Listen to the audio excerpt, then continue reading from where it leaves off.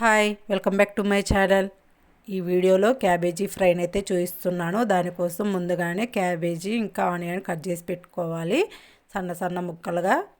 తర్వాత స్టవ్ మీద బాండీ పెట్టి 2 to 3 టేబుల్ స్పూన్ ఆయిల్ అయితే వేసుకోవాలి. ఆయిల్ కాగాక మనం పోపు దినుసులు అవన్నీ వేసుకొని ఆనియన్స్ వేసుకొని వేయించుకోవాలండి. ఆనియన్స్ వేగాక మనం ముందుగానే కట్ చేసి పెట్టుకున్న క్యాబేజీ తరుగును కూడా వేసుకోవాలి.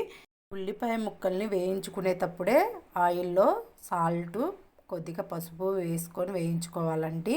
క్యాబేజీ సగం ఉడికింది అన్నప్పుడు 2 టమాటాలను అయితే సన్నగా కట్ చేసి వేసుకున్నాను. ఆ టమాటాలు కూడా మగ్గాక మనకి తగినంతగా కారము, అలాగే కరివేపాకు, మన టేస్ట్కు తగ్గట్టుగా ఉప్పు 3 వేసుకొని కలుపుకోవాలండి. అంతే, క్యాబేజీ ఫ్రై అయితే రెడీ అయిపోయిద్ది.